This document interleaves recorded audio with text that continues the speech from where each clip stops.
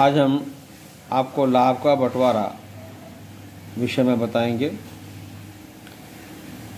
जब कोई साझेदारी संस्था बनती है तो वर्ष के अंत में जो भी लाभ है, हानि है, जोखिम है, जो भी वर्ष में कमाया जाता है उसे साझेदार अपने जोखिम के आधार पर या अर्थात अनुपात में बांट लेते हैं।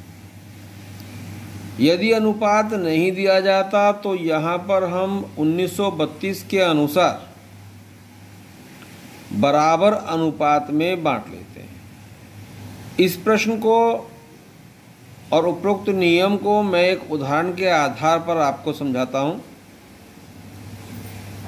वैसे 3 साझेदार हैं, 3:2:1।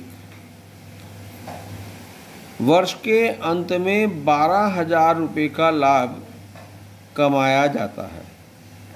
आपको लाभ बांटना है और लेखा भी करना है। तो मित्रों, सबसे पहले मैं आपको लेखे के विषय में बता दूं कि लेखा हमारे पास क्या होता है। लाभ बांटने का लाभ हानि खाता डेबिट यानी कि PL account debit, profit and loss account debit. PL का मतलब है profit and loss. 2A is capital account, 2B is capital account, 2C is capital account. In short जितने पार्टनर होंगे उनको क्रेडिट कर दिया जाएगा। लाभ की दिशा में लाभ हानि को डेबिट किया जाएगा और पार्टनर्स को क्रेडिट किया जाएगा। अब उपरोक्त प्रश्न में A का लाभ 3/6, B का लाभ 2/6, C का लाभ 1/6। अर्थात A का लाभ 12,000 का 3/6 इक्वल टू 6,000 रुपये। बी का लाभ 12,000 रुपये का 2/6 इक्वल टू 4,000 रुपये और सी का लाभ 12,000 का 1/6 बराबर 2,000 रुपये। इस प्रकार से एंट्री भी जो आपको पहले समझाई गई है, अभी आपको समझाई गई है एंट्री, उस एंट्री के आधार पर ये रकम यहाँ भर ली जाएगी। PL account debit to A is capital account, 2B is capital account, 2C is capital account for profit divide. एक और उदाहरण के आधार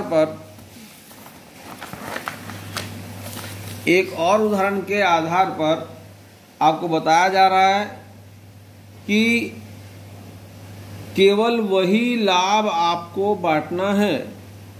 वर्ष के अंत में वही लाभ आपको बांटना है जिसमें कोई खर्चा शामिल न किया गया हो।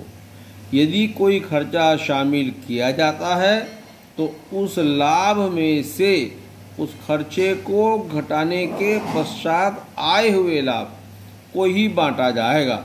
जैसे एक उदाहरण मैं आपको बता रहा हूं।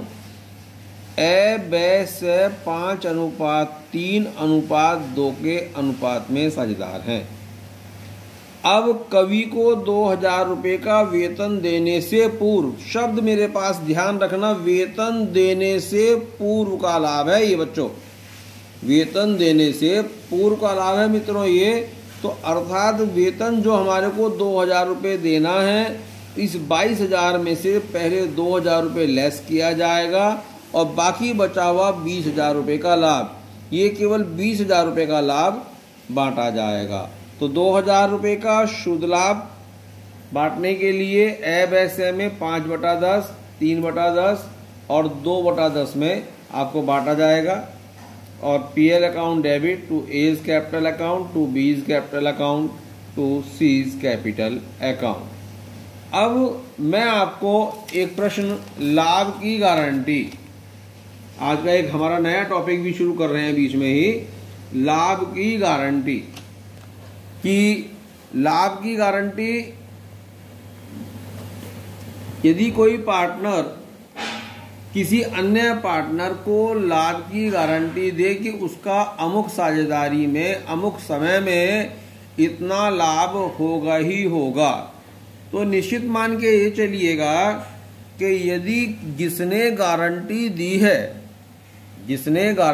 दी है वही इस लाभ को पूरा करेगा।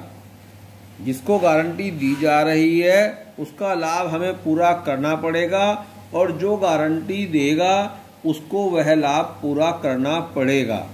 उदाहरण के तौर पर अगर मैं आपको ये कहता हूँ कि ए बे एक फर्म में 3:2:1 के साझेदार हैं, सैको ए ने 1/5 भाग के लिए 1/5 भाग के लिए साझेदार बनाया। किसने बनाया? ए ने बनाया। तो गारंटी किसकी है? ए की। और गारंटी भी दी है उसने कि 3,000 रुपये का कम से कम लाभ होगा, 3,000 रुपये से लाभ कम नहीं होगा।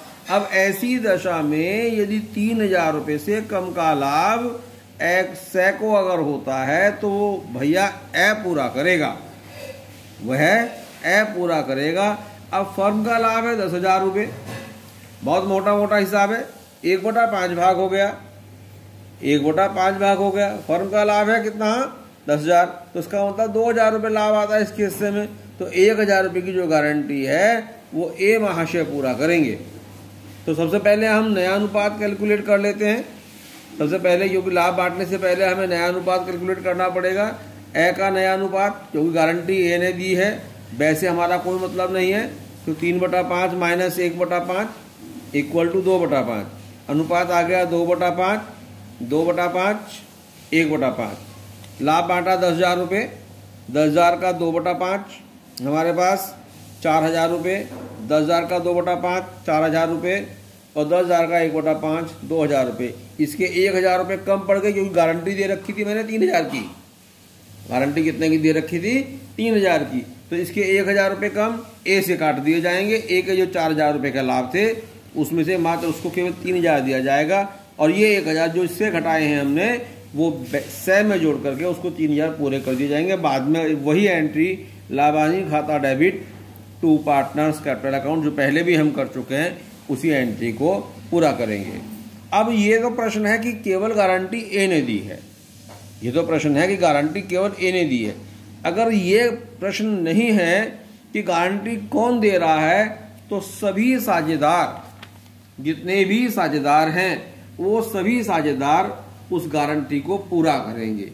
जैसे यहाँ पर मैं एक उदाहरण के तौर पर एक क्वेश्चन, ए और बे 3:2 के साझेदार हैं, उन्होंने सै को 1/5 भाग के लिए साझेदार बनाया और गारंटी दी कि उसका लाभ 3,000 रुपये से कम। तो किसने? अब उसमें ए का नाम नहीं आया, उन्होंने।